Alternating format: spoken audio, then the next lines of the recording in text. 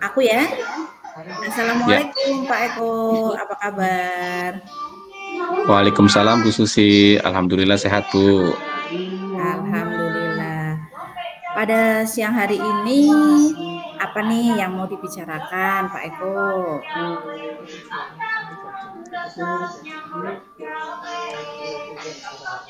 Uh, Baik Bu, yang mau saya bicarakan, saya ingin cerita ini Bu. Jadi akhir-akhir ini, ketika jam pelajaran saya, ada beberapa siswa yang seringkali izin ke kamar mandi Bu, dan itu berganti Bu. Oh gitu, jadi pas Pak Eko ngajar nih, ada beberapa anak yang ke kamar mandi, minta izin, gitu ya Pak ya?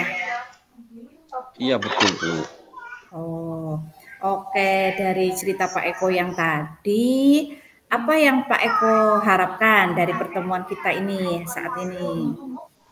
Nah, yang saya harapkan dari pertemuan ini adalah sebuah solusi, Bu, agar siswa itu nantinya tidak sering izin ke belakang secara bergantian saat jam pelajaran. Seperti itu, Bu, yang saya harapkan. Oke, begitu rupanya ya. Kalau Ibu boleh tahu nih, di kelas Pak Eko itu yang sering izin gitu Pak. Jadi yang sering izin itu ada berapaan? Nah, di kelas saya itu yang sering izin itu ada sekitar 5 sampai 6 anak, Bu. Oh, 5 sampai 6 anak ya. Apa Pak Eko sudah pernah bertanya kepada anak tersebut, kenapa mereka itu sering ke kamar mandi? Nah, pertama saya mendengar cerita dari teman sekelas anak tersebut ya, kata anak-anak di kelas tersebut, mereka hanya alasan saat izin kamar mandi padahal ada yang ke kantin dan hanya berjalan-jalan keliling sekolah seperti itu, Bu. Oke ya. Terus setelah Pak Eko tadi sudah bertanya ke anak tersebut, terus apa yang sudah Pak Eko lakukan? Nah, yang saya lakukan yang pertama itu saya memanggil kelima anak tersebut. Saya ajak berbicara dengan pelan, ada apa sebenarnya, apa yang mereka lakukan tiap izin ke belakang, dan ternyata alasan mereka adalah bosan di dalam kelas dan pusing dalam mengerjakan soal dan mengikuti pelajaran olahraga saat di kelas. Dan bagi mereka itu mungkin sulit. Terus setelah Pak Eko mendengar ya cerita dari anak tersebut, yang Pak Eko rasakan itu apa? Jujur Perasaan saya Pak Eko merasa itu. jujur saya merasa sedih, kecewa. Juga ternyata saya dalam menyampaikan materi mungkin bagi mereka tidak menarik sehingga mereka bosan berada di dalam kelas. Oh, oke oke. Sekarang ya coba Pak Eko ingat-ingat lagi sambil merefleksi diri. Kira-kira selama ini pembelajaran yang dilakukan Pak Eko itu bagaimana? Apakah sudah mengcover kebutuhan dari murid-muridnya? Dalam KBM saya sudah berusaha semaksimal mungkin memberikan pelayanan dan bimbingan pelajaran dengan baik dan mungkin ada beberapa yang kurang maksimal juga, Bu. Kalau menurut Pak Eko nih, kalau kita bermain hitung-hitungan ya Pak ya, misalkan dari rentang 1 sampai 10, kira-kira pembelajaran yang dilakukan Pak Eko itu berada di posisi angka berapa? Nah, kalau dari angka 1 sampai 10, saya sudah di angka 6 sampai dengan 7 karena saya melihat dari rata-rata nilai sumatif yang mereka peroleh, Bu. Sekitar 60-70% sudah memenuhi kriteria ketuntasan minimal. Jadi mereka sekitar 60-70% itu sudah memenuhi kriteria ketuntasan minimal seperti itu, Bu. Oh ya, sekarang kan tadi sekitar 60 sampai 70 gitu ya Pak ya, di angka 6 Iya. atau 7 gitu. Nah, kira-kira setelah kita coaching hari ini, kira-kira harapan dari Pak Eko itu nanti anak-anak Pak Eko ya, Pak Eko mengajarnya itu dapat angka berapa, kisaran berapa? saya ingin mengubahnya ke angka kisaran 9 sampai 10. Wah, hebat ya Pak Eko, punya motivasi yang tinggi nih, 9 sampai 10 ya Iya, Pak ya. Nah, sekarang iya. kira-kira ya menurut Pak Eko sendiri, apa nih solusi yang dapat Pak Eko ambil untuk mengatasi permasalahan tadi supaya tujuan Pak Eko itu tadi tercapai, bisa mendapatkannya kisaran di angka 9 atau 10 Pak? Saya akan melakukan dengan mengubah metode atau model pembelajaran yang menarik, Bu, agar siswa itu tidak bosan ketika pelajaran olahraga di kelas. Karena kalau olahraga di kelas itu kan penyampaian materi. Nah, Iya. penyampaian materi saat pelajaran olahraga di kelas itu sangat terasa membosankan bagi anak.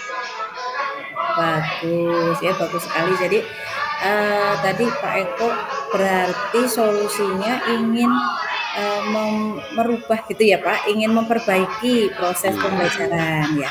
Kira-kira yang bisa dilakukan dalam memperbaikinya itu yang seperti apa Pak? Pembelajaran seperti apa yang diharapkan? Ya.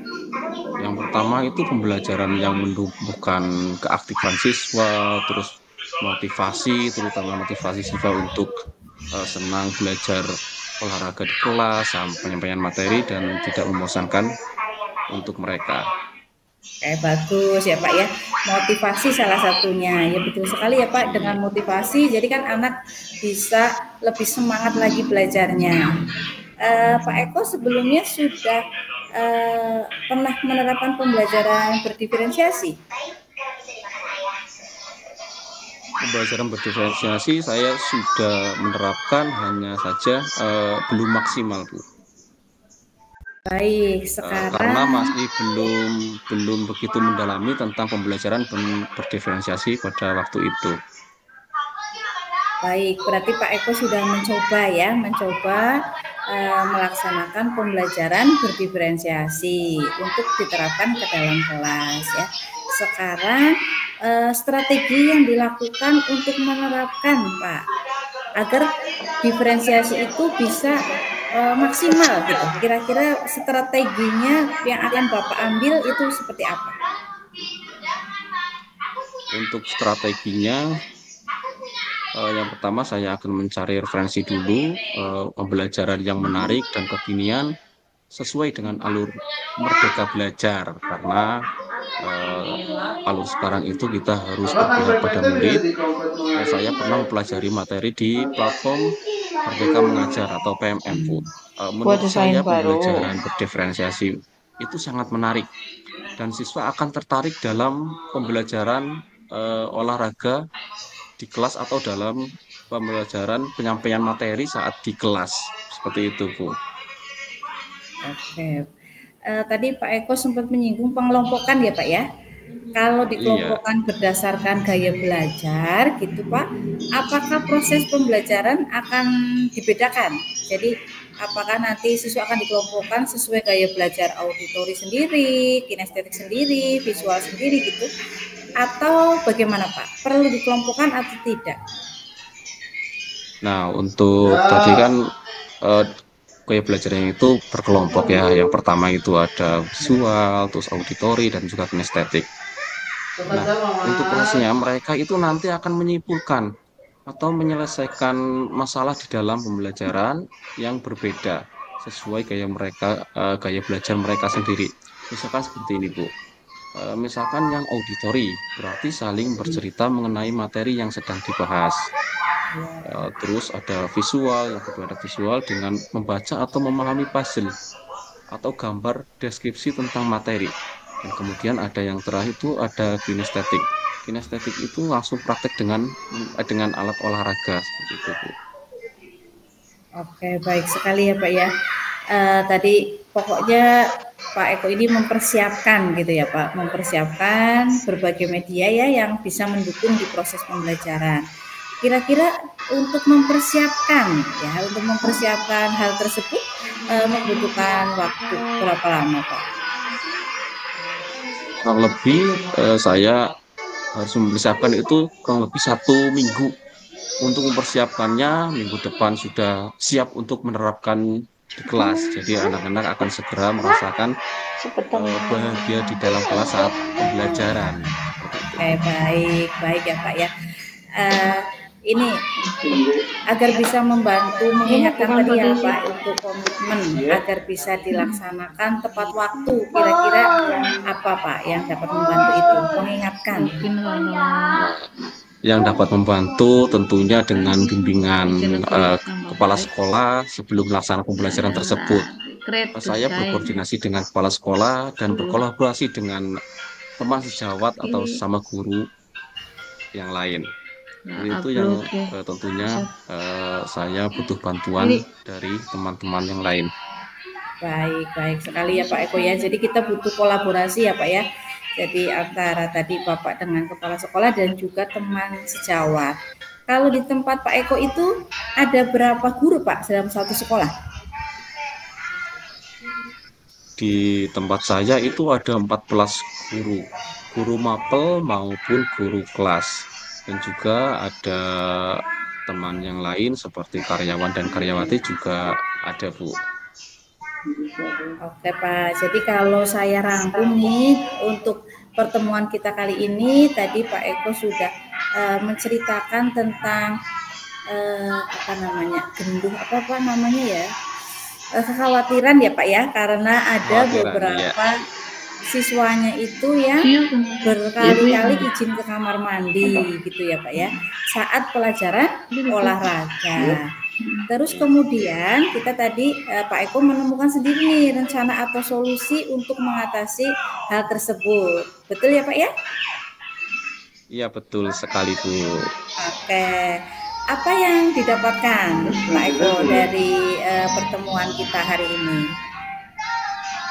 Ya, yang saya dapatkan tentu saja saya sangat senang sekali sudah bercerita kepada Bu Susi mengenai permasalahan saya, dan kemudian saya menemukan solusi dengan pembelajaran berdiferensiasi, dan saya harap dapat menerapkan dengan baik dan hambatan-hambatan yang saya alami dapat terlalui saat saya menyampaikan pembelajaran pada siswa seperti itu Bu. Oke, alhamdulillah ya Pak ya, dengan Bapak bercerita Bapak juga merasa lebih tenang tadi ya, terus dapat menemukan solusi.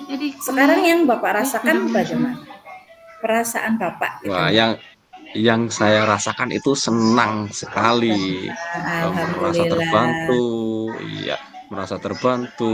Yang tadinya bingung sekarang menjadi dapat pencerahan.